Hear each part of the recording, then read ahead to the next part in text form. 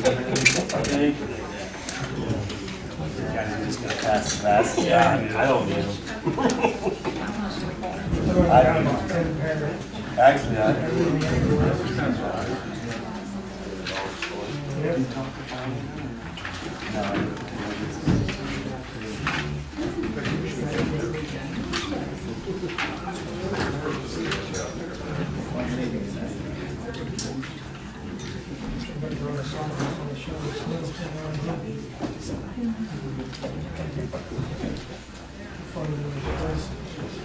came home, I spent that was a while. Coming there, must have been out next around the track. Outside the mom's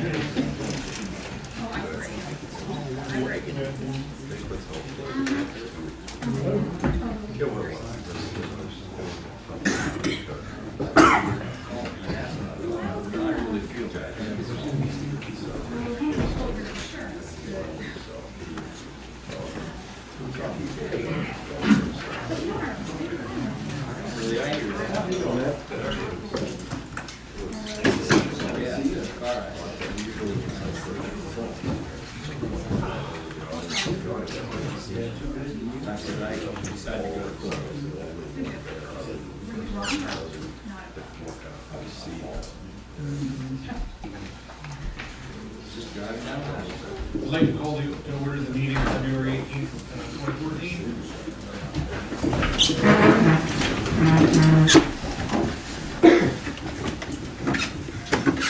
Lord, we acknowledge your presence among us tonight, and we pray for your guidance during this meeting. Give us the wisdom to work in the best interest of everyone in our community. In your name we pray. Amen. Allegiance to the flag of the United States of America and to the republic for which it stands, one nation under God, indivisible, with liberty and justice for all.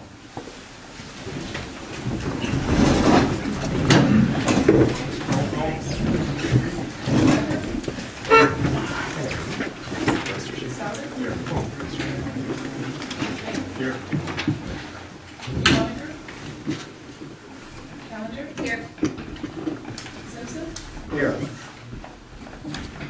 Here. Here. Blaisdell?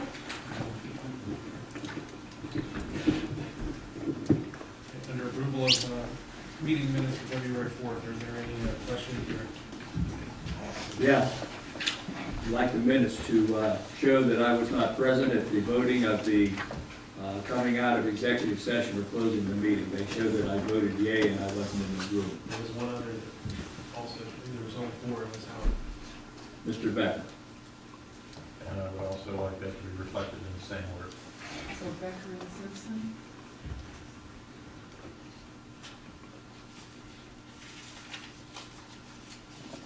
Do we make a motion to make that change? We should move to amend them. Make that motion. Second.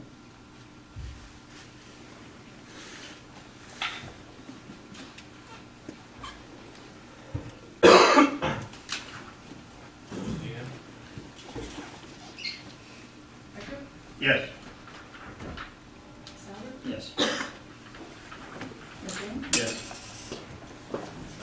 Challenger? Yes. Simpson? Yes.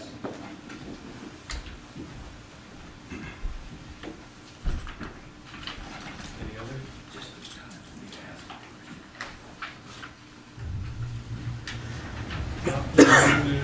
Freedom of communications are several on this evening. We received 4 different letters of interest from our board for the unexpired term ending December 31st, 2016. The first one's from Nancy Turpak. Dear Mr. Willard, members of City Council, my name is Nancy Turpak. I'm a lifelong resident of Columbiana and would very much like to serve on the board of the RBS Firestone Recreational Park. To clarify the term lifelong, I must tell you that I grew up 5 miles south of Columbiana, Laconia mailing address, attended college in Toledo for 4 years. Owned my first home in Poland, Ohio for 6 years, but I've always thought of Columbiana as my home. When considering locations to build a home 18 years ago, Firestone Park was a deciding factor in choosing Columbiana, specifically the Terra Verde development because of its proximity to the park. I believe Firestone Park is the gemstone of our community. It's an amazing and unique gift that should be maintained in sustainable methods, not only in regard to the park's use and growth, but also in regard to its natural resources. If I were to be appointed to Park Board, I would recommend that a group of concerned citizens head up an informal committee to manage the flower beds and periodically weed and clean up the overgrowth of vegetation throughout the park to tidy up the overall appearance. I have in fact spent many hours weeding beds and have been in contact with others who have done the same and feel that there is a need for a consistency in this concern. I would willingly oversee that group of volunteers. My community involvement has been vast and varied, and while my children attended Columbiana schools, I started a classroom as a volunteer.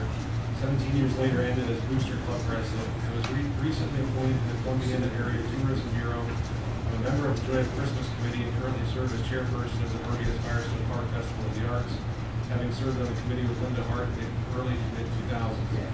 I also proudly serve on the Columbiana Area Meals on Wheels Board. I feel I would be a natural fit to serve on the park board. Firestone Park is my park, so it seems as I walk through it in the early morning hours before it becomes filled with many people who use the park for many reasons. It is an asset to our community that needs to be cared for by those who need to care for it. I've included a resume for your review. If you have any questions or concerns or would like to meet for further discuss my interest in the position, please contact me. Sincerely, Nancy Turpak. The second one was from Crystal Cynthia Boggs. Dear Mayor and City Council, I'm asking to be considered for the open position on Park Board as long as it's not deemed a conflict with my already serving on the Planning Commission. I enjoy serving my community and would dedicate myself to the task of the Park Board as I do with my other activities within the community. I already served the park through the summer concert series and am now in my second year of putting that particular program together. Serving on the board would be a natural progression of my current duties. Thank you for your time and look forward to hearing from you. I will eagerly discuss any questions you may have. Sincerely, Crystal Sabina Boggs. The third one is from Greg Gustafson. Dear council members, my name is Greg Gustafson and I'm interested in filling the vacant position on the Firestone Park Board. I am 63 years old and have lived in Columbiana all my life. My wife Ann and I have two children, Carrie and Brian, who also live in Columbiana. I graduated from Columbiana High School and Youngstown State University with a Bachelor of Science degree in education. I worked for Fitzpatrick's Clothing Store for 12 years and then worked for 29 and a half years at Sheely's Furniture and Appliance as an appliance associate. I retired from Sheely's in September of 2013. I am interested in being on the park board because I feel the park is one of the biggest assets the city has to offer. It has always been a beautiful place to go and relax, enjoy sporting activity, or have a family get-together. To maintain and successfully operate such a park takes good people, planning, and of course financing. Having the park's best interest at heart, I would work with the current board members as well as City Council to keep Firestone Park a place that we can be proud of now and in the future. Thank you for considering me for this position. Sincerely, Greg Gustafson. And the last one is Diana Barnes. Dear Mr. Willard, I am interested in filling the unexpired term of Linda Hart on the Firestone Park Board. I'm a lifelong resident of Columbiana. I'm a retired teacher, having served Columbiana exempt village schools for 33 years. I've held several leadership roles, including president of the Columbiana Education Association and a member of its executive board, chairman of several committees at Grace Church of Columbiana, Consistory, Women's Guild, Outreach Committee. Currently, I am involved with the 2014 Columbiana Relay for Life, the Gary Barnes Foundation, and am assisting Carla Succo's of the Way Station in United Social Action, temporarily filling in as treasurer. Last year, I participated in Comcast Clean Up the Park Day and noted the amount of work that is not yet completed. I would like to see this become an annual event and believe with proper planning this could become a reality. My husband and I are park neighbors, enjoying its beauty each and every day. I would appreciate the opportunity to give back to the city and to Firestone Park. Thank you for your time and consideration. Sincerely, Diane Barnes. And I also received a letter from Fairfield Raritan Club requesting permission to hold their annual Classic Custom and Antique Car Show Sunday, July 13th, in the city of Columbiana. It says, greetings, the Fairfield Raritan Club is requesting permission to have our annual Classic Custom and Antique Car Show on Sunday, July 13th, 2014. This event is one of our best promotions to help support the Fairfield Raritan Scholarship Fund, which is provided to students in Columbiana High School and Crestview High School each year. As in the past, we utilize South Main Street all day of the show, with the understanding that the show does not actually begin until noon and ends at 4 p.m. We do not play any music or utilize the sound system until church is dismissed at noon. The street department normally places barricades in the alleys, which we use to control traffic the day of the show. Will those be provided this year? We have a DJ playing music and making announcements all afternoon. We provided contact with the city that can assist hooking up the system for our DJ.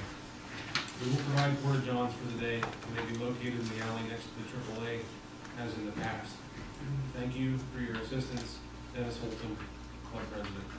I think that will have action later on also. Under reports of commission and boards, are there any questions, concerns from the planning commission meeting minutes?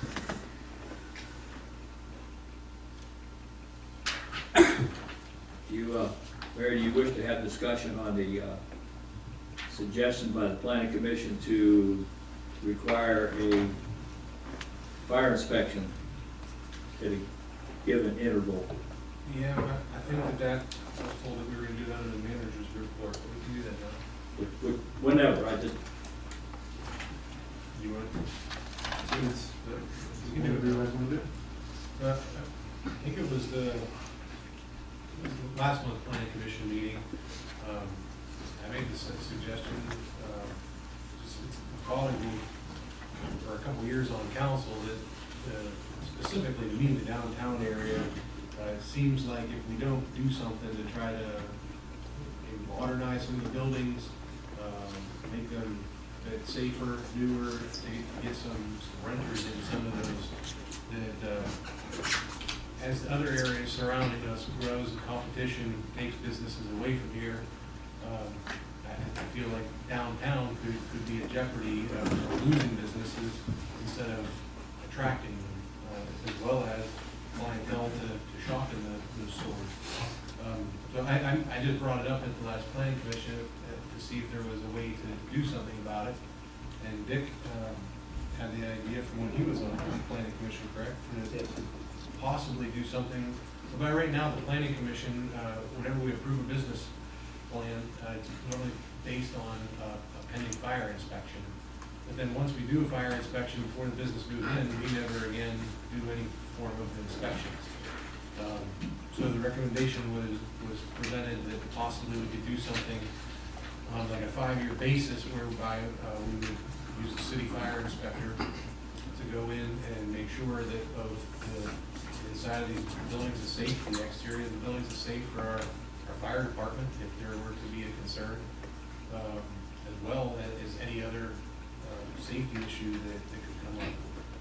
And so that was the last planning commission, and nothing was brought back to planning commission this time. I didn't know the procedures, still learning the ropes from this seat, but I didn't know, based on our last discussion, that I needed to bring it up here before it would go back and forth. So I suggested at the last planning commission meeting that I would bring it to council formally tonight so that you guys can discuss it and make Dan aware of it, so that we can write something to vote on. I believe that it's a good idea. The planning commission voted on it unanimously, and from a discussion standpoint, I just open it up to your guys' thoughts. Several of you were here that night. When I brought this up, it was several years ago.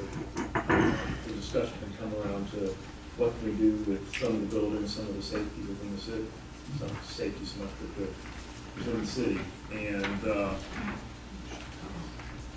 our ordinances really can't target aesthetics of buildings.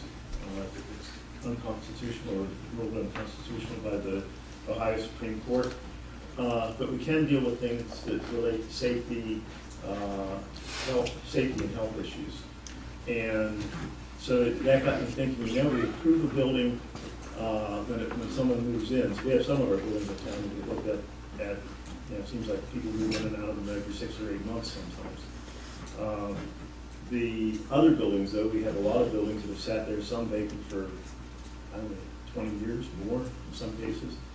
And then we have other buildings as well where we've had long-term ongoing businesses. And there I have a concern with, once they're inspected, when you first move in, everything is perfect. But after 10 years, things start piling up, people start moving things places, aisles get narrower, fire exits may be blocked because someone stacked something someplace where it wasn't supposed to be. And so I just think it's important for us to go in on a regular basis, and I don't know what the exact time frame is. I think we need to talk to our fire chief about that. Whether it's 5 years, 10 years, 8 years, I have no idea.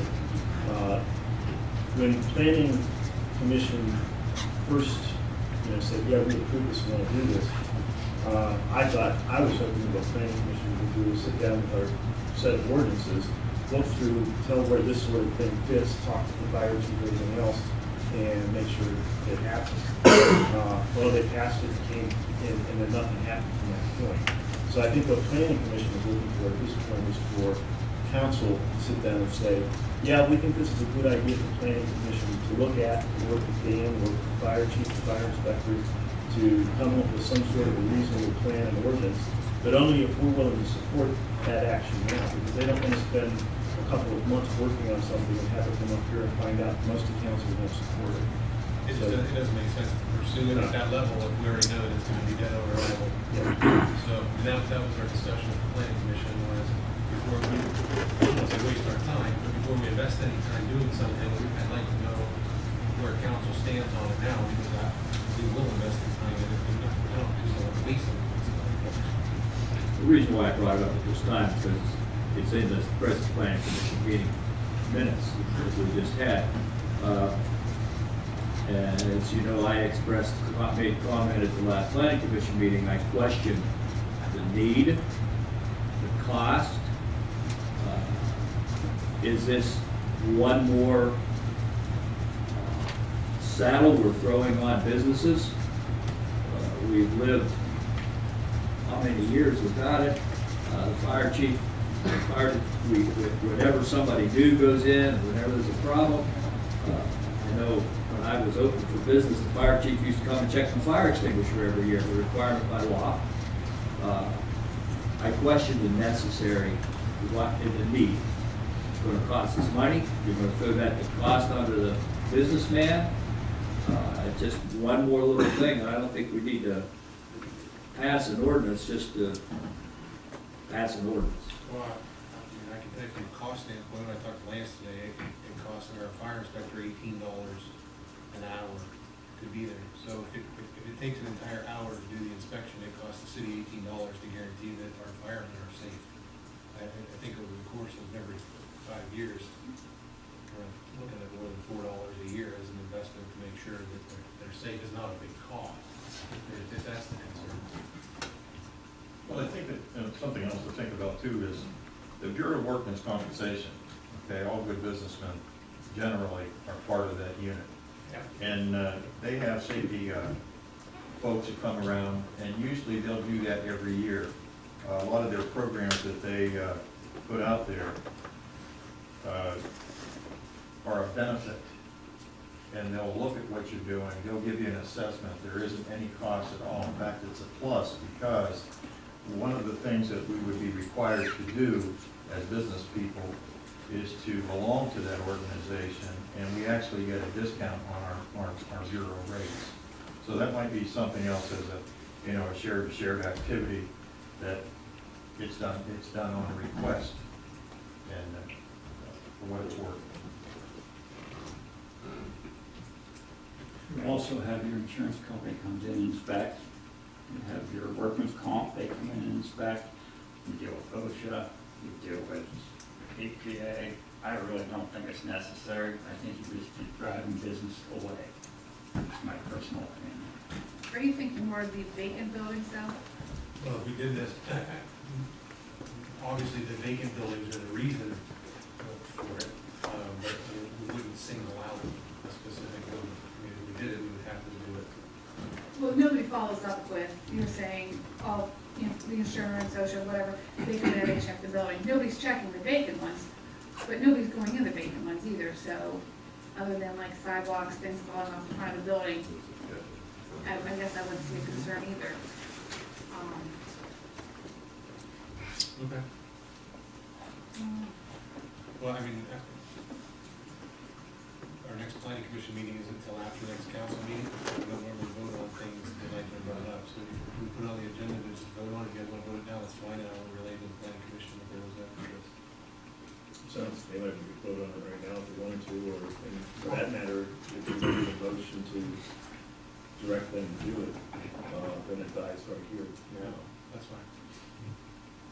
So, I'll make a motion that we ask planning commission to look into it and take all the things that have been spoken of tonight, along with talking with the fire chief and everything else, to decide if they should submit an ordinance, and then to submit that ordinance once they have it completed. And if it's not seconded, it dies on right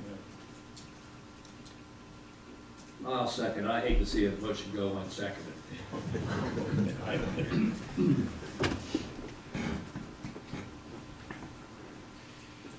Yeah?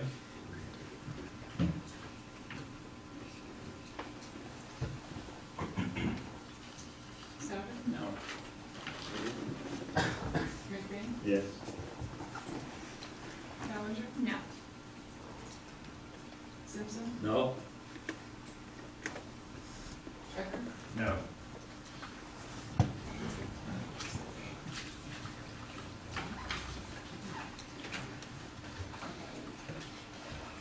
Okay, under recognition of persons desiring to appear with Columbiana Youth Baseball regarding Tag Day, May 10, 2014 in the city.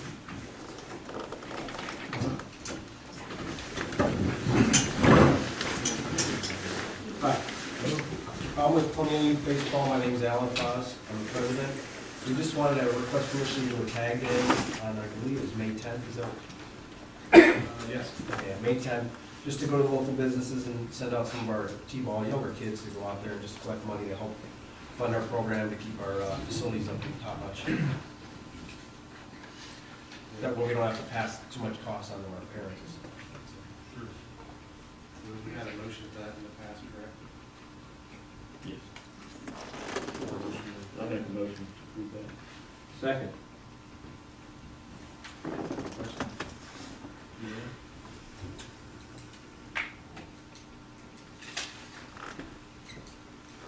McBain? Yes.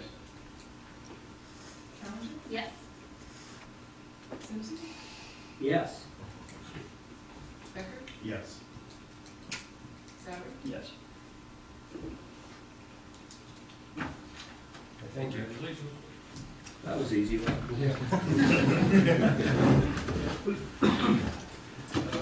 Next, Brooke Hitchcock regarding Columbiana Youth Softball regarding the Tag Day on April 12th in the city.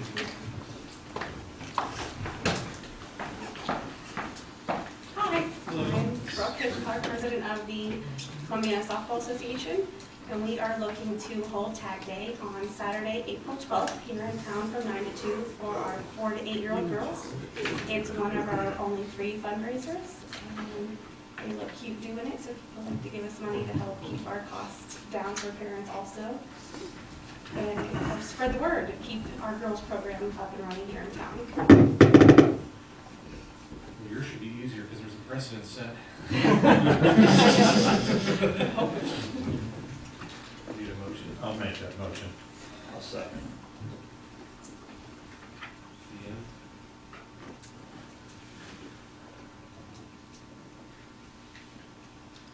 Challenger? Yes. Simpson? Yes. Becker? Yes. Souter? Yes. McBain? Yes. Thank you. Thank you.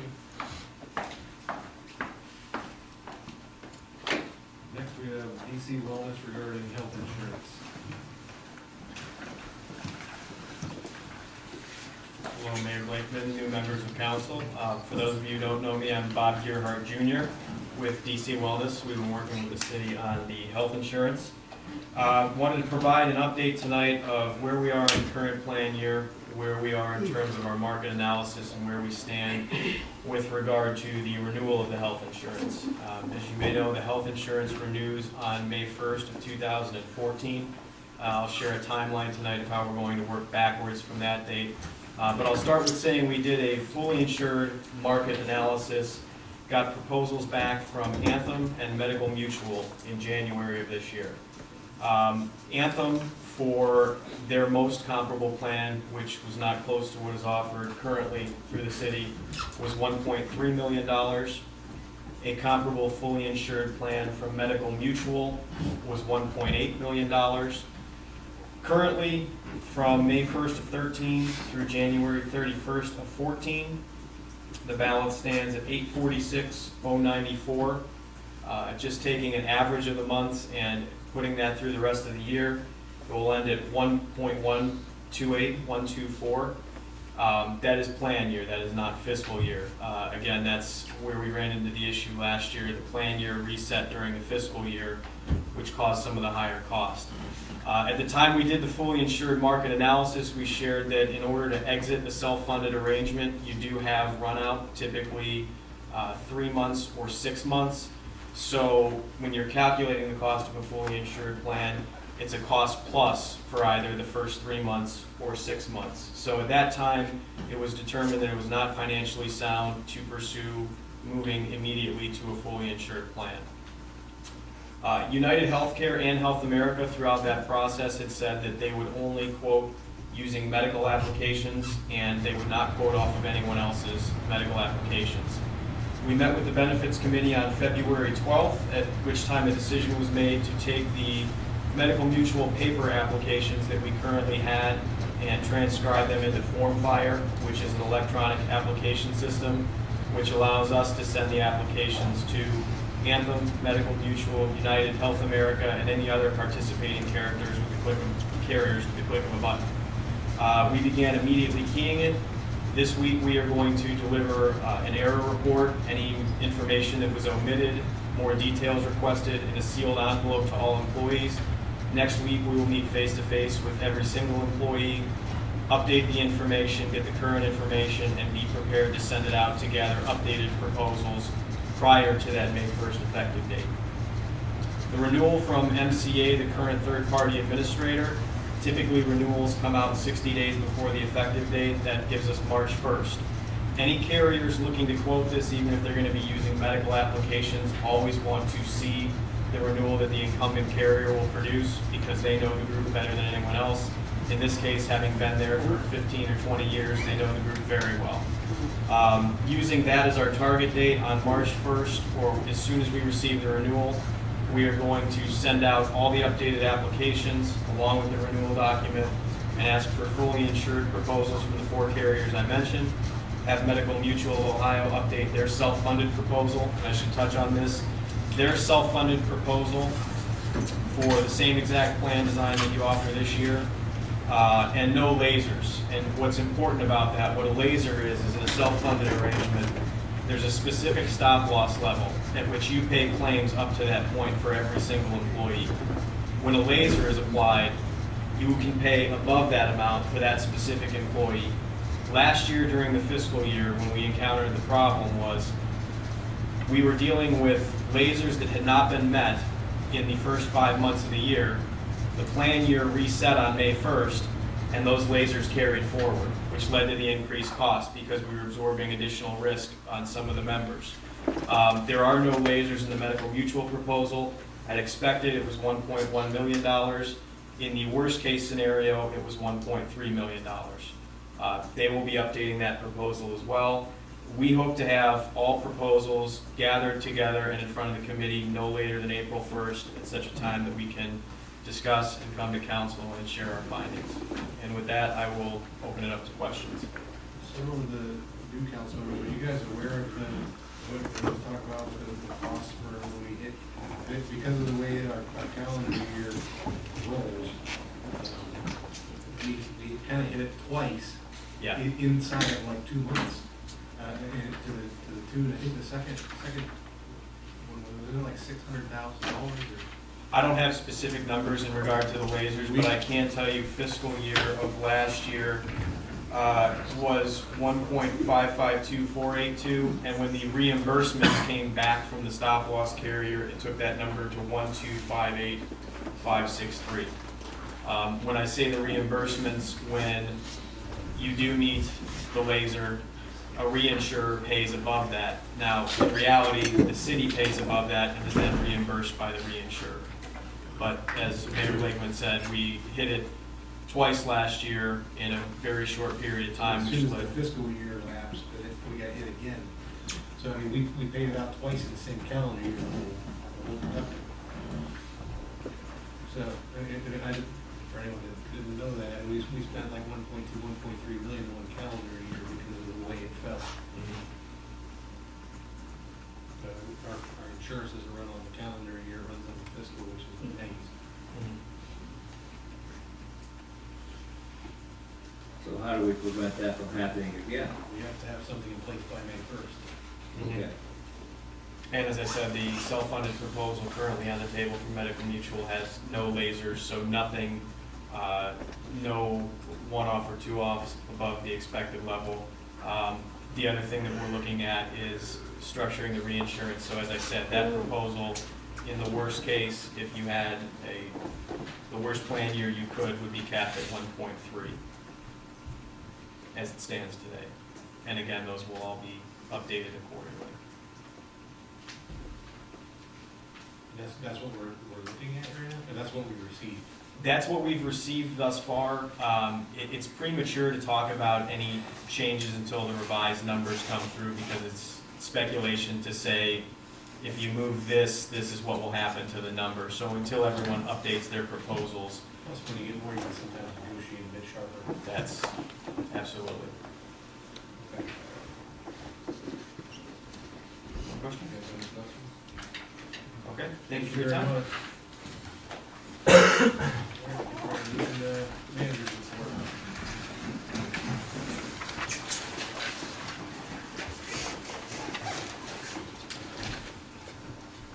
Okay, just to give you an update, videos of the council meetings have been on the website. I believe they're on channel 13, but I haven't been able to check. If they're not, they should be very soon. As far as the city, we provided certification of CPR and AED at our last safety meeting. The next thing I wanted to talk about was the fire contract with Fairfield Township, which is up at the end of March. I put that spreadsheet in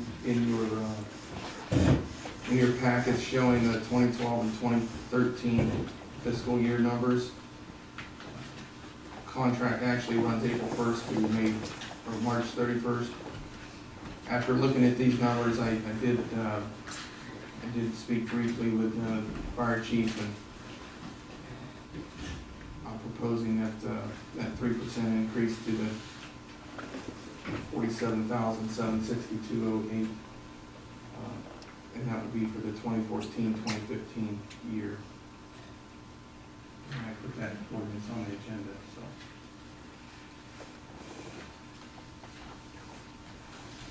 Next thing, we've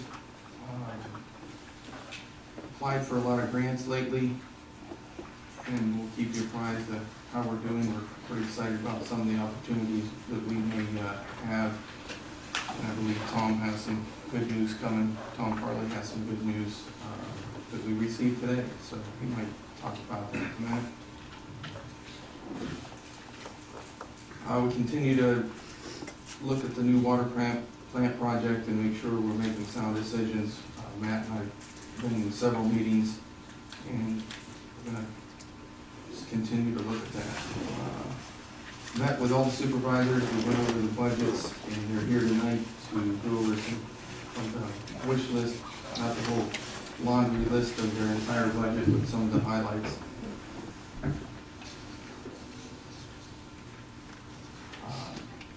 There was a discussion of the possibility of reviewing the cost for mayor's court and fines. I guess Brian, the chief, and Dan have talked about that. And I guess you guys can, you want to discuss that now or later, or, you know, it doesn't matter to me. Sure. Prepare when you, what do you want, now or you want? Sure, we can do now. Okay, we had met, not only Brian and Dan and I, but also our clerk, and discussed some potential changes that may be necessary for the mayor's court. I think some of you probably know, and at least one former mayor sitting here knows for sure, the costs haven't changed in quite some time. Right now they're $20. What I did was I ran some numbers, and we don't ever want to be in a position where we do a couple things. One of those things is we don't want this to be a revenue stream or to be something that we're doing to bring revenue in through the criminal justice system. That's never appropriate in my judgment. And so I looked at that. The second thing that I don't want to see happen, I think that we agreed to want to see happen, was that we don't believe that tax dollars should fund a lot of this stuff, that the violator costs, the people who are causing the problem should pay for the problem. So we looked at that as also a factor in this. We looked at the fact that we're using a 16-year-old computer that is probably about 10 times past its lifespan at this point. It doesn't even have the ability to be on the city's network or No. internet access. It isn't strong enough to even be there. And we need to be able to file electronically, and we can't. Right, that's a requirement, it's electronic filing, and right now, it's not a good situation. The other part of that is we're doing work 3 times at the current time. We're doing it, entering into a computer, we're putting into a ledger, and then into a book. So there's, I mean, we may be one of the only people left in Ohio that's doing this with pen and paper. When I was in the mayor's training, they said that everyone does it electronically. When I came back here looking at it, and we're doing it in a book. We're doing it in a book. And so when we asked why, it came out that the computer is too old to read. It has Windows 98 on it, so if that dates it, it's at least 16 years old. And that was the new stuff. That was not great. But, at any rate, what we did was we ran some numbers. We wanted some actual mathematical numbers that were concrete that we could look at to try and extrapolate a cost out of this thing. And what I came up with these, and I'll just run them down briefly here and give you a bottom line. For the clerk, the time for the clerk for the year was about $2,100. For the judge or magistrate that sits, is about $3,900. To print and purchase citations, parking tickets, et cetera, about $800. Cost of a computer amortized over 3 years, should we buy a new one for life cycle replacement, about $800 a year. Software support, about $1,600 a year. And software purchase, which I'll talk about in a second, about $3,000 a year with the yearly required updates. There is a state-approved software product where you enter things once, you then electronically submit through one button to the Supreme Court and everybody else, plus print all your reports. That's used throughout the state of Ohio, and it's completely standard. It has the necessary forms, fields, and data elements in it that are required of us to keep track of. So you're about $12,200 a year. Current time, the current cost of bringing in slightly over a third of that amount.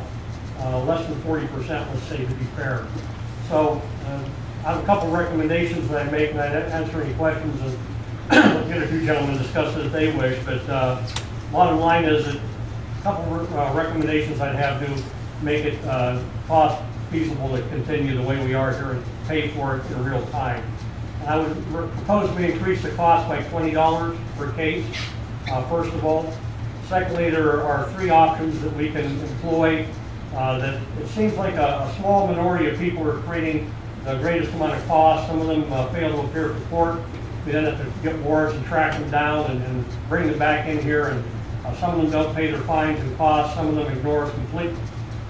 We felt like there are some ways to deal with those folks who were not going to be cooperative, and we wanted to incentivize the process to where we did not abuse those who were doing the right thing, coming in, living up to their agreements, paying their fines and costs, and doing what they're supposed to do, while still incentivizing the scofflaws, if you will. So we would impose a couple of fees on this.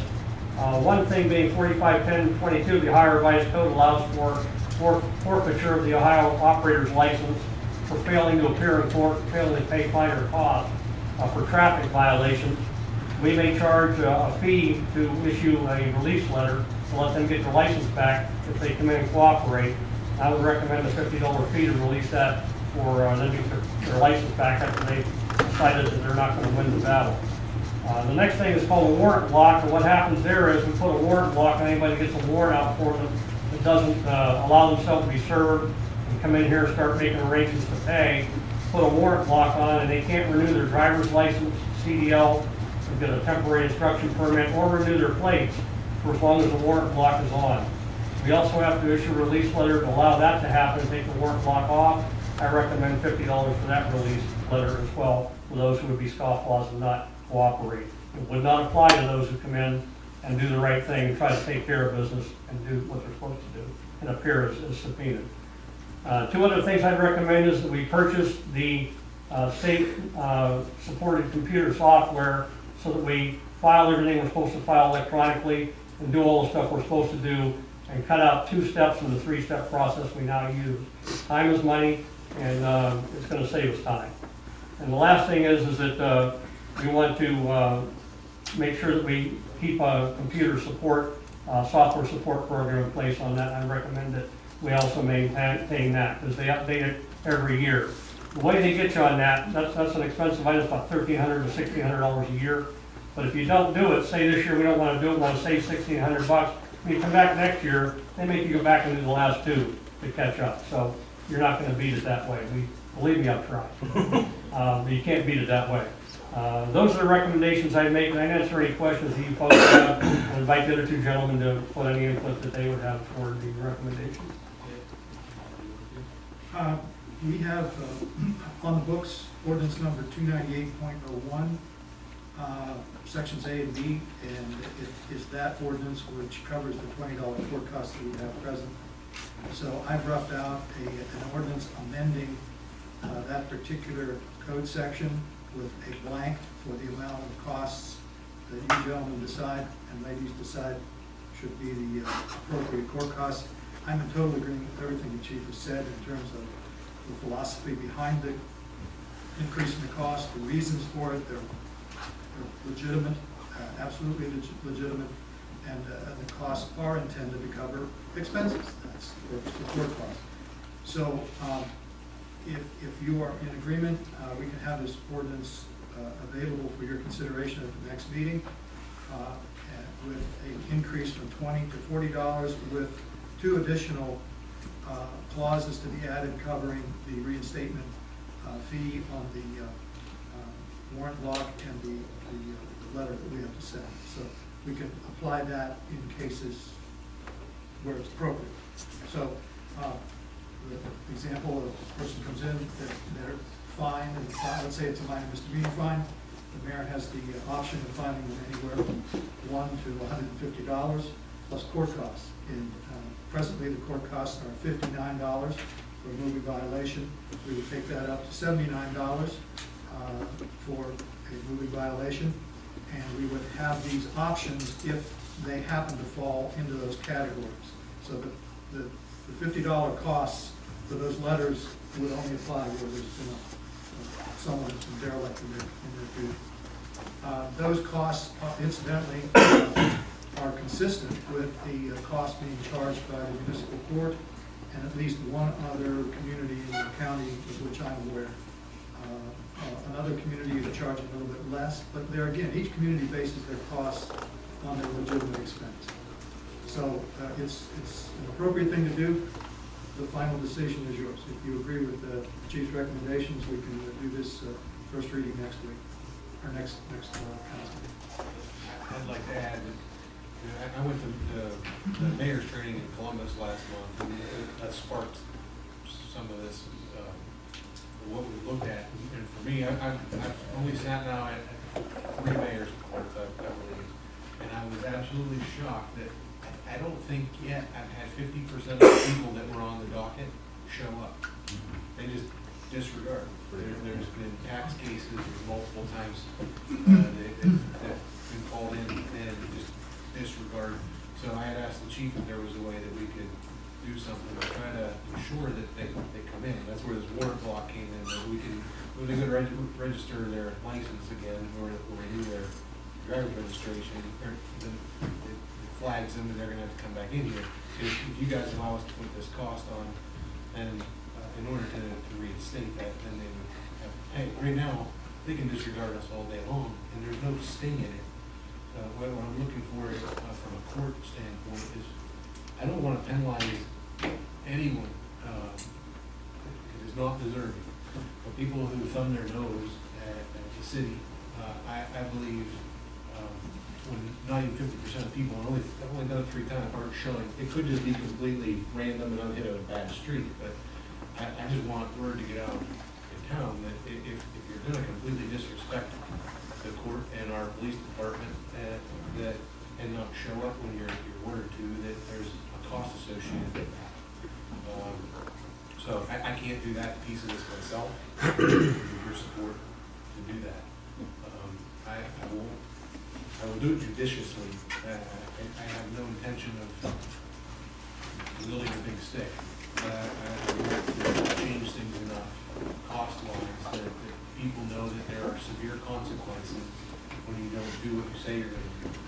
They're just today, I had, I think it was four tax cases for people that had previously agreed to pay. From 2003 till now, we're talking 11, 12-year-old agreements that people have made that just don't know. So I want the ability to do these things, and that software will also help the clerk, because right now, if you go back and look, it's all manual, because it's all paper system. She has a piece of paper for every single one of these citations, and she has to track it manually, which is, I think she's doing a phenomenal job. I don't know how you could possibly know where everything is and know who's who, but the software would do that for her also. And at the same time, it would help keep us in compliance with the language of the letters that need to be sent to these people. If we're gonna, say, do a warrant block, we need to warn them and say, you have 30 days to come back in and appear, or else we're going to do that. There's specific language that the state requires. This generates all of that, it produces the letter, it organizes it, and then from a court standpoint, if someone agrees to a payment plan, we can put that in the software also, and then it will remind the board if it doesn't pay when they've said they're going to. So instead of things going as long as they have, this will really tighten it down. Question. You considering the increase in the court costs on TVB as well as The court costs would apply, and then the TVB, of course, the fine schedule and so forth is kind of a separate animal.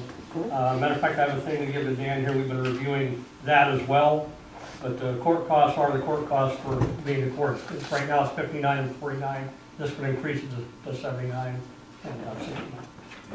And of that 59, we only received 20, the rest. We only received 20, the rest was the state, correct? I make a motion that we directed the necessary legislation be written up to go along with what the chief and the solicitor has recommended. I can't believe that we haven't made a change since I was the mayor. I think that might be to your computer. It most likely is. I still use Windows 98. I'll second that.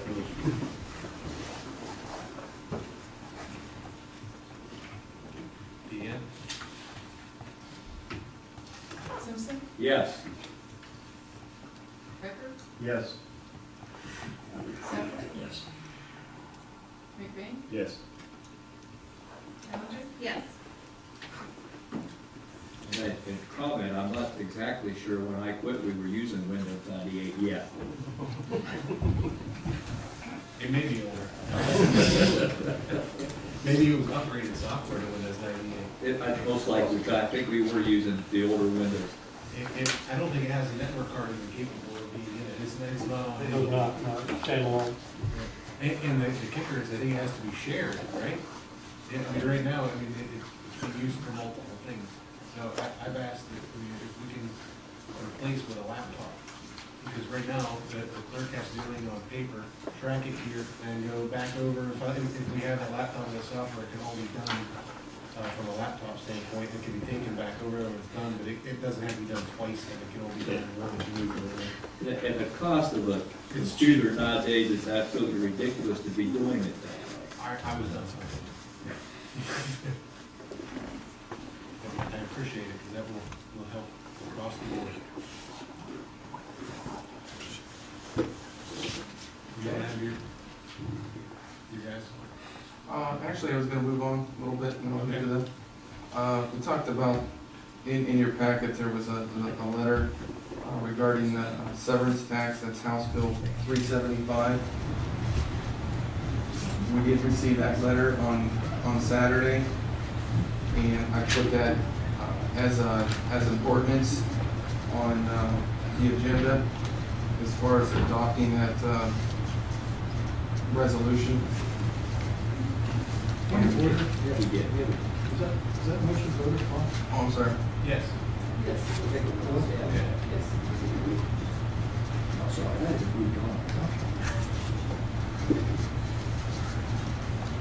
So the proposed severance tax, basically this resolution would, across the state, try to bring funds in for municipalities that have been affected by the drilling, oil drilling. Sure, absolutely. Last week, State Rep. Barbarack and Senator Shimoni filed something in Lisbon for all the surrounding municipalities and townships, and invited us to come to hear what they had to say. I think there's a bill right now that's in the House Ways and Means Committee only, but they expect it next week to move out of that for a full vote on the House floor, and once it goes from there, it'll shift to the Senate. All of the surrounding states around the border of Ohio are at least have a 5% severance tax on the gas and oil, I guess, that's coming out of the ground. The gas and oil companies have proposed this tax on themselves in lieu of what they think the legislature would have done to them. So they've proposed a 1% tax over 5 years, and after 5 years it would increase to 2%, and only on the profits, not on the gross. And the governor has stated that he didn't think that was strong enough and wanted something more. And it's been bandied around, but what's in this letter that you received, I guess the new proposal is instead of 1% for 5 years, it'll be 1% for 2 years. And then after 2 years, it will go to 2.25%, which is still 2.5 times less than every other state.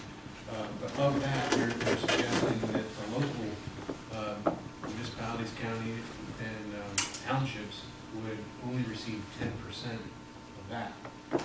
So the resolution that was given to us this past week that they're asking us to support would be to send to congressional leadership at the state level for both the House and Senate, suggesting that whatever they pass needs to, a nice percentage of it needs to stay within the zone where that oil and gas is being pulled from. So right now, the way it's written, at 10%, 90% of it still leaves.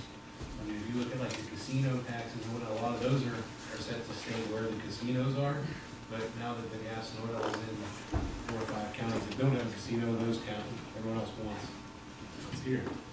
So this resolution will be sent to pass it to both parties. This to me is not a party type issue. It's a regional issue. We're saying we're in an area where this resource exists, and although we gladly share it, a percentage of it needs to stay where it's coming from. And we have the cost of upkeeping the roads and the rest of the infrastructure that maintain what goes along with this. And so the resolution that if we pass it, we'll just send something to the House and Senate stating that we want it to stay local, a percentage of it. And they want as many cities and townships as possible to do that, to kind of overwhelm them, to let them know that we really do care and pay attention to what they're doing.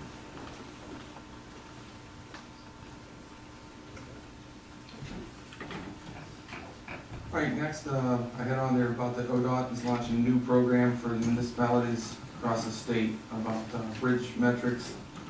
It's a free program. Jesse and I are gonna look into it over the next couple of weeks, and we will find out more details and try to bring you more up to date by March 4th. For the specific departments, the water plant, we had some water leak or water breaks. Been working on those, looked at the budget. for 2014. And as I said earlier, we've been attending meetings regarding the water treatment plant. All the departments are dealing with the cold, extreme cold. Wastewater had some a frozen line down there that they had to get thawed out. I would continue to monitor the salt supplies. Continue to look at the salt shortages and how they may affect us. Jesse hoped to get that brine system on the truck soon that we just picked up. They cleared Main Street last week with all the snow, luckily. And they also helped, the street department also helped with some water breaks. And really, we're really urging area businesses and residents to keep their sidewalks cleared throughout all of this. A lot of that, it's been brought up that even a lot of the businesses that have been plowing their lots, it's been getting out on the sidewalk. It would be nice if we could, citywide get all the sidewalks cleared. It's really bad when they pile the snow from the parking lot on the sidewalk, and the only way someone who walks, which I do a lot of, has to walk out on the street to get around the snowbank. So it would be nice to see that. Yeah. But not only that, what I observed is many of the piles of snow are getting to the height. When you go to pull out of a given lot, you almost have to pull out in the street to see past them. That's true. Shouldn't be that way. Should at least clear back to the back of the side. Okay, that's all I have for that. All the superintendents are here to go over some highlights of their wish list for 2014. Want to go first, Matt?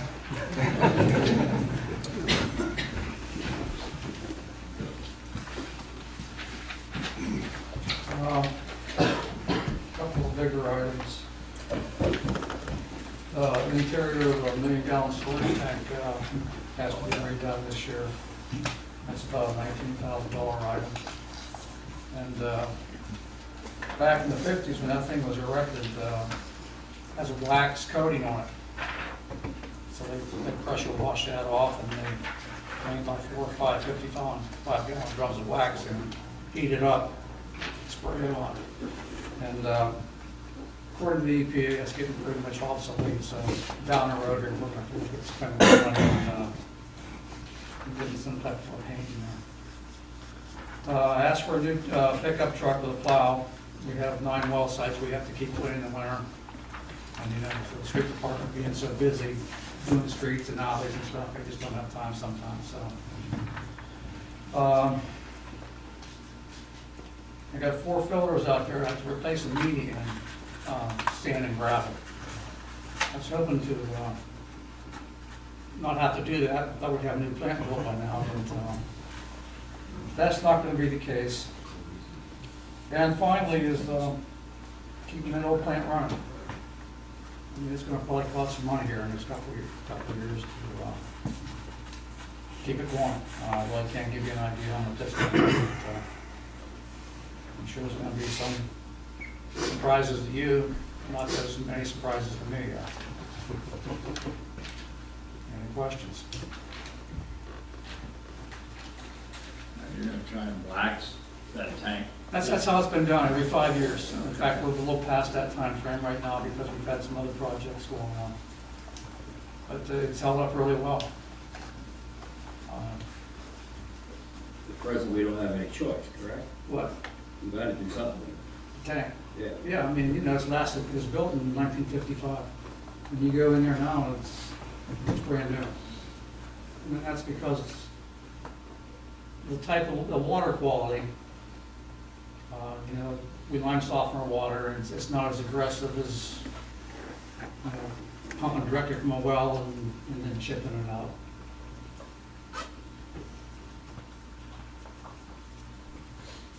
That's it. Is there a priority to what you want? Well, the tank has to be done. That's number one. The photo reading, that has to be done too. What? It's not really, what? We got snow shovels. That's right, that line. What's that? Has to be done. Well, take it, it does. You want to know what priority is, that's it. I just, Look me now? You asked if there was any more questions. Or Matt, you do a good job, thank you. Thank you. yeah, I should say too, with all the superintendents, they're doing an excellent job. They have so much talent to be able to work on things that, you know, it's beyond a lot of other people's scope, but they're able to, you know, just on the fly, fix the things and keep things running, especially out the water plant. And we had to deal with it down at the wastewater plant. I know the streets, you know, they're always doing it too, so I think something Matt left off his wish list. it's a New water. That's top priority. Okay, Brian Dickman from wastewater. Hello, I am Brian Dickon, I'm the current superintendent of the wastewater plant. First thing I'd like to do is add another person on the crew for collections. The reason for this is I would like to start a maintenance program through the city on the sewer lines, cleaning them every year. We have 50 miles of sewer lines. A lot of them were built in the 1940s. They're in good, not too good shape. With all the offset lines and all the root intrusion and everything else, I believe that if we can get out there and clean them once a year, it's going to save us in the long run from rather than putting out fires to doing maintenance on them. I would also like to have the camera truck repaired. That's a big ticket item. It's about 4 or 5 years ago we looked into it. It was $80,000 to repair it. I was jerking everything out of it, putting all new stuff in. The tractor that they have on it now, they don't make the tractor anymore. I can't get parts for it. It's basically wasted. It's still running on a VCR, which is no good to anybody now. They buy it when they bought the computer. Waiting for this. The camera truck is 15 years old. Yeah. Everything is outdated on it. 4 or 5 years ago it was $80,000 and it was $180,000. The price is just going to keep going up. It's for the sewer lines. You have a camera on the tractor with lines on it. You put it down in a manhole and you run it through the sewer line, and it will actually give you like a television picture of what's going on in the sewer lines. When you're working on the sewer lines, when things go wrong under there, there's no way to tell what's going on unless you can put a camera and find out. It's just $80,000 to repair. It was $80,000 to pull everything out of it and put new into it. It was $180,000 for a new truck. I'm just asking. You didn't ask her. I'm gonna get a new truck. Getting a new truck, I mean, is there a benefit? yeah, everything would be brand new, but it Well, I would mean, be prone to breaking down. The truck would keep running. So, but I mean, I'm asking if you're spending 80 on something that is gonna continue to break down? No, you're tearing all of that stuff out and putting new stuff in. That's what it will cost to do it, until we tear it down and replace it with new equipment. What kind of mileage is on that truck? The mileage I think is it's very low. 5,500. What is that? 5,500. It's under 10,000. So it's still got a lot of life. The left. truck itself is fine, hence to tear everything out and put new in. There's no sense in buying a truck. That's what I was asking. Right, right. But it is expensive. There's no doubt about that. The other thing that I'd really like to do is to gravity Metz Road. From the Metz Road lift station to the 15-inch trunk line that's down by Duquesne. No matter how many fail-safes we put on that lift station, it always seems to catch us with our pants down. There's no fixing electronic glitches or electric glitches or other things in there, and the first that we know about it is when a citizen is calling and they've got water in their basement, and it's not good water. Now, this thing was designed by Hausenberg, I believe, and it was in 2004. And you can run that line from that lift station, and it's 2,250 feet. At the time, in 2004, the cost was about $216,000. Okay, the cost has gone up since then, as everything else has. If we wait longer on it, the cost will just continue to rise. It's a big ticket item. I know that it's painful, but I really believe that it's the right thing to do. Right now, the lift station can handle about 575,000 gallons a day.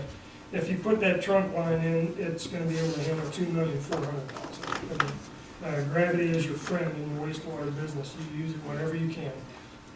Take out the pumps, take out the generator, take out everything else, and let gravity do the work for you. Do you have any idea what that lift station's costing us to run right now? No, I don't. There's two pumps in there, about $10,000. The generator was probably about, what, $8,000? Yeah, it was a little bit more than that, A but little yeah. bit more than Yeah. that? Okay, so pumps will generally last you in that environment about 2 years. So you keep turning them over if they last you that. That gives Then an you have idea. all the electronics and everything else that are involved with it. So the reason the lift station was put in the first place was because it was cheaper than putting the lines in. So, and it's been there, But over the long haul, that might look a little different. Oh, I see. Exactly, yeah. The sooner you can get it switched out, the better off you're gonna be in the long run. Sure. And there's one other thing on here, a new plant generator, we are getting that, but it's a big ticket item, so I thought I should mention it. It's probably gonna be a little bit under $150,000 right now. The way the electric is down there with the generator, we've been frying systems left and right. We have 4 SCADA systems that are out now. They cost about $4,000 to replace. I haven't been replacing anything because I'm waiting for this to be fixed before I do. Luckily, we have, the electric department has been down to help us out with the lift stations and stuff. It's really nice to have them, but they're in the process right now of working on tearing out the old generator, and it'll probably be coming up for bid to put a new generator in. But that's probably gonna be what I'll get this year. But it is a big ticket item, so I thought it should be mentioned. Do you have any questions? I'm not gonna ask the priority. Come on, I'm yeah. gonna get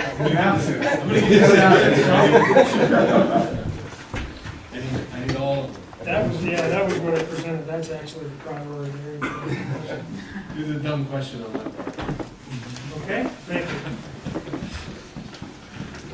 Are we going to, we're tearing out the old generator, what are we doing with the old one? We're selling it? Yeah, we're gonna, we'll probably, originally, when we were talking about this with the engineering company, we were looking at investigating the problems with the generator and in the glitches that's on this side of the generator. So you have our meter, generator, and it's looped through the generator and then out to the plant. Well, we thought we might be able to retrofit or do something and upgrade that current generator. It's the one that looks like a semi-truck out there. It's huge. And it was made for peak shaving. That is to push power back onto the grid. And really, you know, we only need about 300 kW instead of 1,000 kW, what that is. But since we've had these new engineers look at this, we've found other problems with the generator. Just last week, another screen went bad on it. We don't want to replace it, but you know, that application for that generator at the lift station would probably been better served maybe at a substation potentially. You know, I'm not sure, but anyways, why I'm bringing this up is I thought we were going to come to you with a proposal to, you know, see the options, but then really it's come down to we have to get that one out of there for a new one in. And that new one's not going to have that peak shaving capability,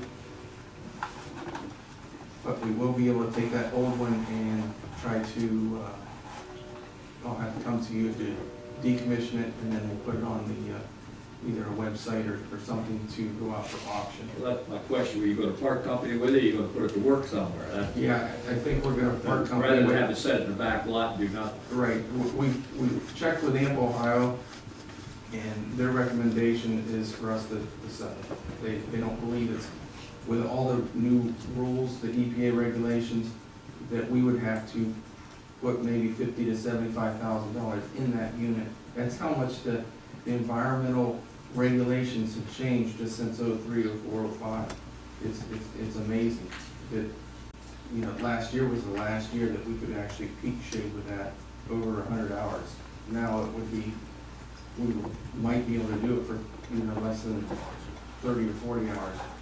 When we were peak shaving with it before, it was definitely profitable to do that. It was kind of like efficiency smart, reducing our footprint, instead of buying energy on the market, we were able to produce it here. But with all the problems that we've had with that generator, we're gonna go ahead and part ways with it. This is primarily the problem with the power plant, not the generator itself, correct? No, we believe that a lot of the problems that the wastewater plant are experiencing is from the switchgear. I mean, I'm not an electrical engineer, but I believe that that's what's happening.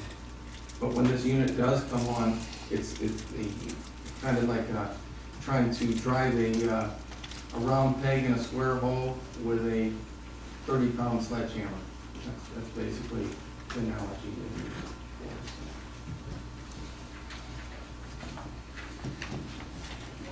Jesse, up?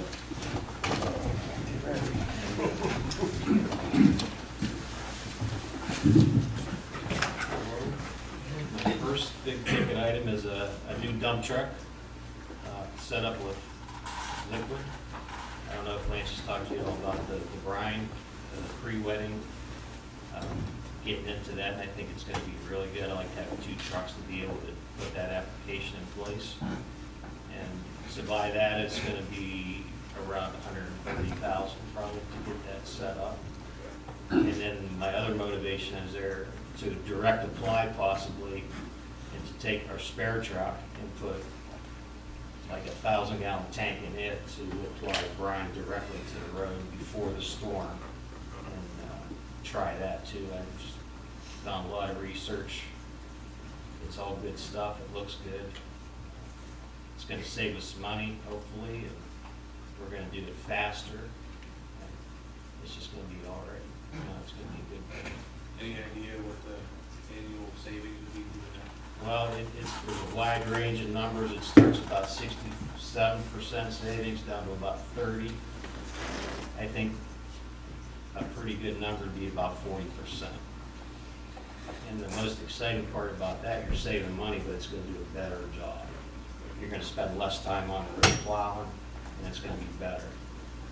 I think the safety aspect to drivers is probably a big factor. It's going to be difficult to calculate that. Safety numbers are up to 80% using brine. You're gonna blow that whole intersection with thing. But that's part of my next problem is that, you know, where the towns has gotten bigger, we're still plowing with 4 trucks. It takes about 4 hours to plow the town. For instance, this morning, we started plowing about 5 o'clock. It started really snowing about 5:30. So where you were at 5 o'clock, by the time you get back there, had 4.5 inches of snow on it. So we need to speed that up somehow. We need to be able to do it quicker. And the only way to do it quicker is to add more trucks. And I'd really like to add at least 1 next year. Maybe dedicate that 1 truck to housing developments in certain areas that 1 truck could do. And free up the other ones, maybe speed it up, get it down to about 3 hours. You know, back in the day when I first started here, it was 2 hours. We had the whole town done. And we all this development out there, it just kills us. It takes too long. But they do a good job. They do a great job. Clarification, the brine truck will push a plow as well. Absolutely. It will be our spare truck. They were on the 21 News this morning. They were driving the streets of Great Columbiana and said how good they looked, and they had plows out. Pretty neat. But like this morning, we started at 5, of course it kept snowing until about 7 or a little after, so we were done about 11:30 until we went around 3 times. And that's, part of the pre-wet system is that one of the advantages of that, you don't get the hard packed snow. So they're telling me in their experiments that, you know, instead of plowing once and leaving snow and salting, and then having to come back an hour later to clean it, you can clean it all the first time. So there's lots of possibilities. I'm really excited about it, and I hope it works, and I'm pretty confident that it will. What's the life cycle of a loading truck? I would say 10 years, 15. I mean, everything's plastic, and the new trucks are gonna be all stainless, so it'll take care of them, it'll last a long time. And with the recent, salt shortage, that's what motivated me more than anything, to have some kind of alternative to that. Change salt's gonna be more on next year. Do we utilize the extra truck? Possibly. We'll take a number 2 on the list. I mean, in a perfect world, 2 more trucks, 2 more people. I'm not expecting that. Maybe in the future. The other item is a front end loader. Replace the 1970-ish backhoe that we're currently loading salt with. And Brian does some work with loading sludge through the summer, so we can kind of go back and forth with that. It's got a lot of mechanical issues here and there. It takes about 5 or 10 minutes now in this cold weather before you move. It's got transmission issues. I don't think it's worth fixing it. It's up there. And we've loaded probably 800 tons of salt this year. Jesse, with brine applications, does that have to be done every time? No. From what I've understood, like if you do it maybe 2 or 3 times, you see the road start turning white, you can actually skip steps unless you get rain or a wet snow that will clean that back off. The brine application, according to the state counties, they're only pre-wet and salt with brine down to about 20 degrees. And then they switch to calcium for a pre-wet. But there's other things you can do besides calcium, some beet juice. There's all kinds of options there that I'm looking into too. The really cold temperature salt just doesn't work. And that loader would probably be, with a set of forks and a attached bucket, would be around $120,000 with our discount. Can we apply for a grant? For machines, not that. We're still in that cutoff. That machine would cost about $175,000 if we weren't in that program. So it's quite a discount, 45%, I think. So we have to apply for some grants to help offset some of those costs. I don't know if there's anything available like that. I'm not sure I can use my ODOT. Can't hurt to look into it. And number 3 is a skid steer. And, Really like to.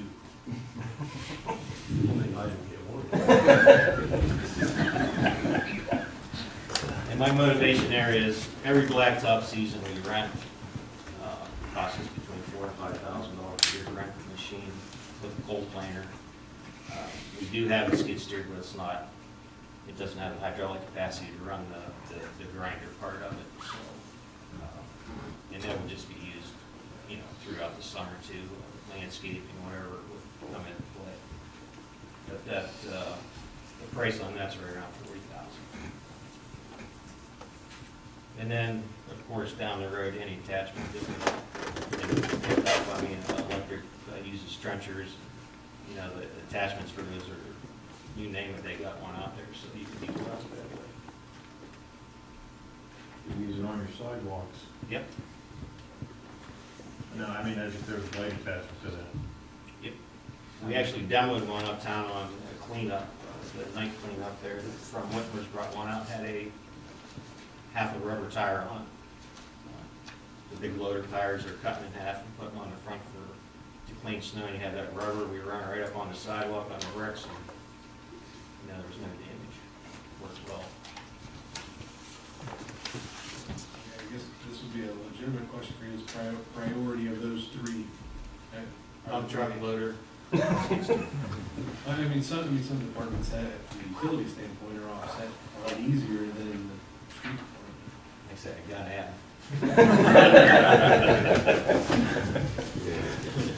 And of course, the other things in my interest are blacktop. I'd like to stay aggressive on that. We blacktop just a little over 2 miles last year, which is huge. And I'd like to continue with that. And the other part of that is I'd like to start some kind of a maintenance program on the blacktop that we have, especially in the low traffic areas, developments, and places like that where we could possibly do some crack sealing and seal coating that would prolong the life instead of, having to resurface. I think it'd be well worth our money. And I have some numbers if you're interested, explain how that all works. And the last thing is maybe to refine brush pickup and leaf pickup somehow. I mean, we spend an awful lot of time picking brush up, 1 week every month, 4 guys. We took 138 loads of brush down the road this year. It's a lot of trips. I support that. I think one of the things that I see walking the dogs are tremendous amounts of brush that occasionally get put out by residents rather than, I think the intent was originally to be, storm damage, things to get, cut down a little bit, just have a small house and it'll be picked up. Now we're picking up whole trees. And People have companies come in to trim their trees, we pick that up. Yeah. If a tree's taken down, they'll leave the brush, we pick that up. And it's gotten out of hand. I don't really have a solution other than maybe we could have a centralized place where they could take it and we could pick it up whenever it filled up, or maybe just do it twice a year, maybe in the spring and fall, or something to that effect. I'm open to any suggestion. I agree with Dick. If we got a storm, we got a lot of brush down, I believe the city ought to come pick it up. Absolutely. But if I decide to tear out all of my landscaping and put it out the curb and expect the city to haul away, that's not right. And it may be just a matter of educating the public. Maybe they don't know, and maybe they've heard that, this is what we do, and they're doing it. But I don't know. We do it. That's the point. Yeah, we do it. Maybe we should set some rules on that. Yeah, it gets worse and worse every year. And to be honest with you, and maybe some people in town will think I'm crazy or don't like it, but I don't think we ought to pick up leaves. There's people out there making a living picking up leaves. And, I really feel sorry for you guys. You're catching heck because there's still leaves laying alongside the street. Well, You haven't had time to pick them up. It came fast when, honestly. Yeah, and And leaf pickup is, we had about 100 loads out there yesterday. Usually it's between 160 and 180 loads that we haul out there for leaves. And that's for a month and a half or whenever winter comes, But we leave brush go when the leaves start. We start right in the leaves and then we go till it snows. That's the way it's always been. It's very time consuming. It's a great service. any idea what it costs the city to pick up leaves? Well, I kind of did some mileage on the brush deal, and we're driving about 1,200 miles a year. You can do the math with fuel and estimate it that way. And you got the people on it too. But we can definitely do, we did a similar study on the tunnel cleanup, and we did it pretty quick last year, and it worked out pretty well. Yeah. I can give you numbers if you want numbers. They're gonna do some tweaking this year on that also. We were gonna try to streamline the leaf, but it was just too close to town cleanup. We couldn't And do town that. cleanup worked well. I didn't hear any complaints. I heard mostly positive input from the city people, and a lot of people brought their stuff out. I thought it went well. So hopefully we can do something similar with leaves and brush. At least work in that direction. So, that's all I have. Thank you. Thank you, good job.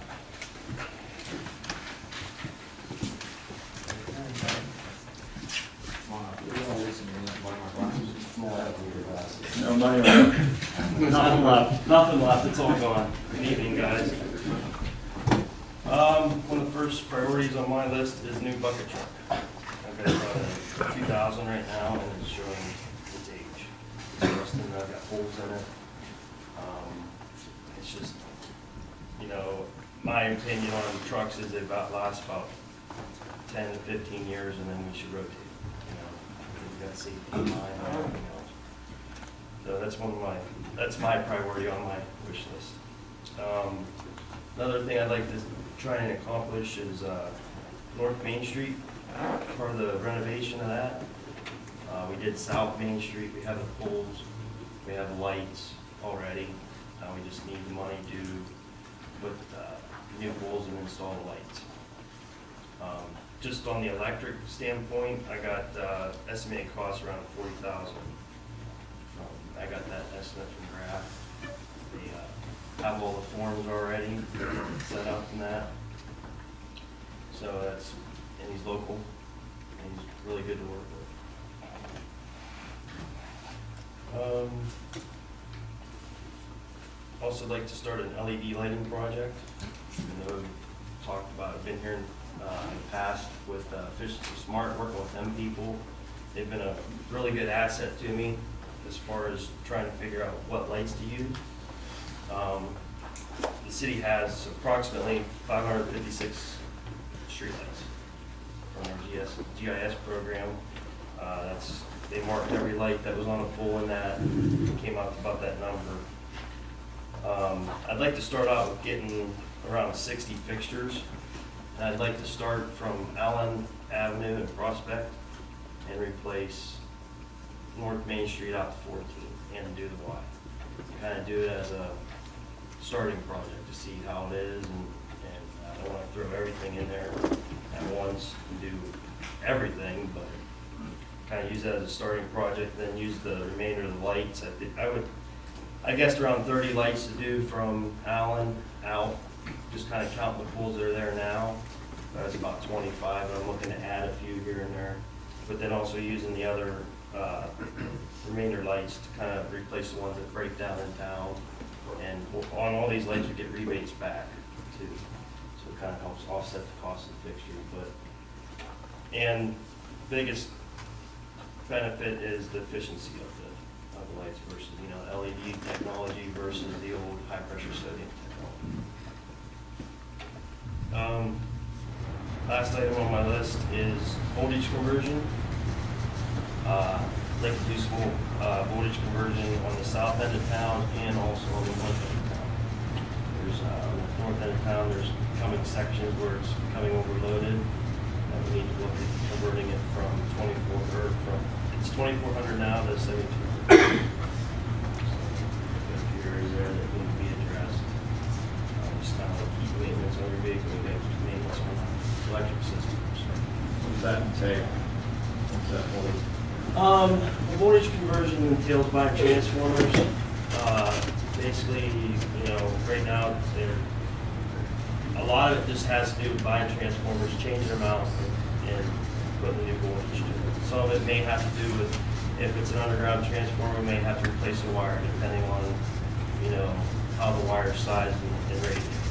There's some voltage rating problems with some of the wire that was installed because they put the right wire in, just wrong for what we want to do with it.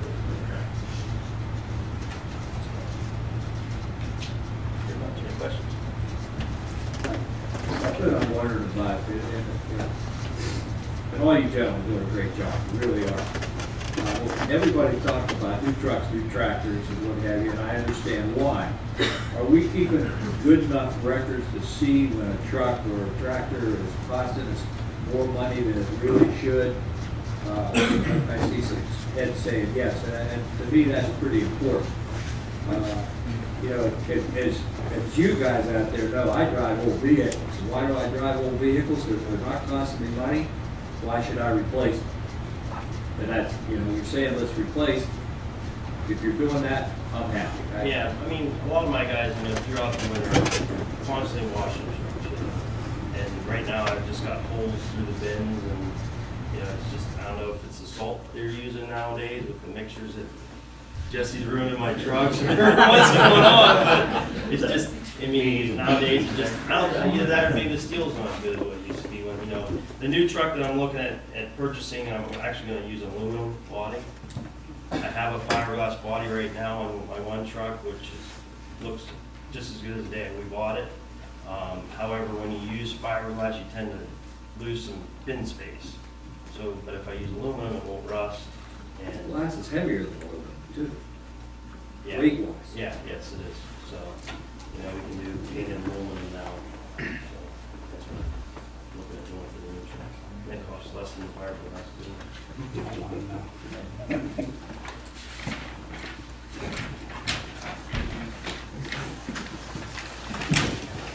Thanks, fellas, for coming in and giving your information. We're not gonna talk to the park board. So it's all yes then, right? Yeah, go ahead. These are in order. Well, I had 10 on the list, narrowed it down to 4, starting at number 1. Basement of the pool, ventilation. I took Lance down there last summer. Down there is everything that runs the pool, from the heater to the pumps to the chlorine, everything. And Pudge Naughton told me 10 years ago, do something about it because it's rotting everything from the inside out. The pumps, the filters, everything. The heater, we've gone through 2 heaters since we renovated in '87. Right now, it was marked 20,000 on what you saw. I met with Dave Bonogle last week. We got it down to $13,750 just for ventilation for the basement. Then another $3,000 for some concrete work that needs down there for repairs and to make some of the old filter beds into storage area up top. Number 2 is install a road around the new cemetery section. We've already opened up and we already have burials in. We would do it in-house with Jesse's help with the street department and cut the road in, put some base down and then pave it when he does his paving, whenever he does it this year. Number 3 is add restrooms to the cemetery chapel. When the cemetery shop burnt down, we lost whatever restroom we have in the cemetery. And sometimes when people have burials, they use the chapel period and for calling hours. And they would come down and use our cemetery, restroom, as good or bad as it was. So the existing, you cannot put, because of the building the way it is, you cannot put it on. You'd have to be 20 foot away from the building. So when Dave met with me last week, we looked at that also, and it would be a sidewalk and go around back and it will be, adjacent to the building. That way our guys in the cemetery too, they could use it also. It would not be open to the public. Then number 4 on the list is the paint cemetery iron fence gates as you walk in. There's the great big one you drive through, then there's 2 walk-ins as you go down on East Park Avenue, and they're in very sad shape to my knowledge and my years that I've worked here. I don't know that we've ever done anything to them. I had 2 estimates. The one estimate I'm not even going to tell you because they want the gates brought to them. And no. The other one is from a painting company here in town, trying to keep it local, and it's $2,300. And that's wire wheel it and paint it with the right kind of paint that will make it last. It is black, and he'll use the paint that doesn't fade. Sounds reasonable. It is very reasonable. I trust the man. Okay, that is it. Try to keep it short, sweet. Top 4. Any questions? Sure. That's it. Thank you. Thank you.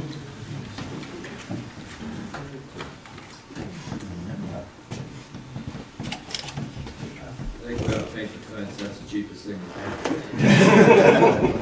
Tom, you want to stand up or cheat? You want to? Here we go. You're not going to see her.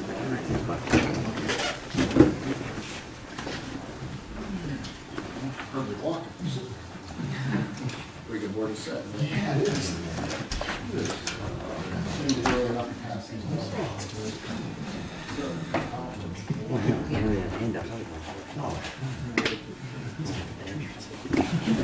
Mine is waiting. Well, there's that, I'm talking.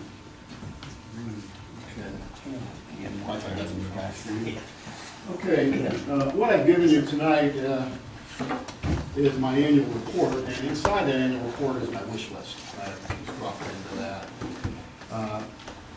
What I would like to focus on this year is some things that need done to the fire station. And as you know, we're solely funded by the fire levy, our operation and our equipment budget. And the things that I want to look at, I believe should come from the city, from possible capital improvement or general fund money. So that's what I put on my list this year. Our current fire station was purchased by the city in 1972. I don't know how old it is. I'm thinking the 1950s, somewhere in that area. Maybe somebody in town may know, but I don't know. It was an Ohio Bell building. It used to have one door in the middle. When the city bought it, they put 4 bay doors on it, cut down the bollards that were outside, and we made it a fire station. And firemen renovated the inside, painted it, cleaned it all out. And that's what we've had for quite a few years. The last improvements that were done to the station, I believe, were in the late 1990s, where we sided the outside and put a pitched roof on it, which ended a lot of light problems they had inside. So that's been pretty much the extent of what we've done to that fire station over the years. All the rest of the renovations and upkeep have been done by the firemen over the years. A lot of the materials supplied by the city, some supplied by the firemen. Right now, the reason I'm here tonight is we've got some issues going on over there, and I did list them in the order of importance. We have some concrete problems inside the station, especially bay number 1. There's always been a crack in there that I patched every year before a safety day so nobody would trip over it. But now, when our truck pulls out, the truck actually sinks. Goes down, when it goes out, the floor comes back up. I'm not sure what's going on under there, but we do need to get in there and cut out about 8 feet across the front of the station, make sure we get some good solid bricks in there, and then re-concrete that. Our trucks are a lot heavier than they used to be over the years. And if you think about the way the building was laid out, where it's broke down was probably in a corner. It was an Ohio Bell building. They had one door in the middle, so that was the corner. Maybe the concrete just isn't thick enough. I'm not sure if we get in there and tear it all out and see what's going on. I did a rough estimate on that, and that's my rough estimate in this particular one. I'm thinking it's around $6,000 maybe to do that, if we were to hire it done. If we can use city personnel and equipment, I'm sure we can drop that cost down. Second thing is remove and resurface the front parking lot with new blacktop. If you've been over there, we really don't have blacktop anymore. We got little pads of stones that are kind of glued together, and grass grows between them. In the years that I've been there since '79, we've never done anything with the parking lot. We quit washing it off. We used to wash it off, but it got to the point where we were washing it, we were tearing up blacktop. I would like to see us grind down, mill down the lot, put a swale in it to get the water off to the north, and resurface it. This is something that does need to be done. It's just a mess there. Out by the road, the water lays there, it becomes ice. We have areas where there used to be sidewalks, it's just mud. So I'd like to look at doing that. I did get an estimate, a professional estimate on that, and they estimated around $15,200 to do that. And that's looking at it when there was snow all over and they really couldn't get a real good look at it. The third thing, and I think the city might be working on this, our lighting inside the station is just terrible. We have the old T8 light fixtures, and there's just 2 single rows of those. With our newer apparatus, the bigger trucks, and now especially the ladder trucks, it's basically dark in most areas of the fire station. I'd like to see us upgrade our lighting in the station to an energy efficient type fixture. And perhaps there's some grants and stuff. I think they're working on some stuff for that. And I just wanted to put that on the list. I have no idea what the cost of that would be. And last but not least, we have an old furnace in there. We think it's around the 70s. It's in pretty bad shape. It still runs. It sounds like a freight train coming through the station when it's actually in operation. We would like to replace it with a newer energy efficient unit with air conditioning on it for the office. We currently only have heat in the front of the station. The back side of the office, where we have our offices in the back where we actually do our work on our computer stuff, has no heat in it at all. We never have had heat back there. So we would like to do something with that, either a new furnace with air or possibly 2 of those wall-type units, one in the back and one in the front. And I'm estimating that at around $7,000. That's pretty much my list. Any questions? My only question, because it's all coming from the grants committee, so I don't have to do, how much money goes over in the budget? I can't remember. Like last year, we actually paid for the fire truck. The fire fund? Yeah, because we normally, it brings in about 300,000. It brings in a little bit less than that, yeah, about 270. And then we, with the contract that we get from Fairfield, it puts us over 300,000. And then how much is the truck? We have to repay. Well, that'll be in 200,000 we have to repay to the sewer fund. Right. And 100,000 this year and 100,000 next year. So that, yeah, 200,000, that would work into the budget. That's what I'm trying to figure out. They ended the year with about $210,000 in his fund, which is decent. You know, we're in a pretty decent shape there. Do you have the things that you intend to use with, I know you've got your operating expenses. We have our operating budget set up. You haven't handed that out yet? No. Okay. We have that pretty much set for this year. It's very similar to last year. Not trying to get crazy there, but we did put appropriation in there, a budget line item for a small, what I call quick response, brush, auto accident vehicle. I don't know what's going to happen this year. We got a lot of things we're trying to factor into that. We're looking at selling off 2 old apparatus that are storage over here. I looked at them the other day. We got mold growing into 1 truck. These trucks were no service to us any longer. It's money out of it, put it back into some other equipment. We're just on working plans to try to work on a plan to do that. I don't know if this is all going to come together this year or not, but I want to put it in there because I've known if you want to do something, you need to get it in the beginning of the year. So I'm looking, if not this year, maybe next year, I'll do something like that. It sounds like the funds are there for that. Yeah. I'm sorry. I just want to do it the right way, make sure, we get some things taken care of. I have no place to put this truck I'm talking about. So if we can help clean out that a little bit over there, maybe we can do something there. Or we'll look at some other options. I don't want to buy something we can sit outside. So that's kind of where we're at right now. Thank you.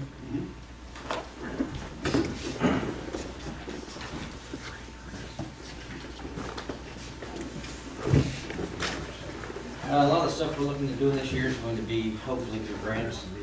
The first thing is 2 power lifting cots to replace our manual cots we have to physically lift.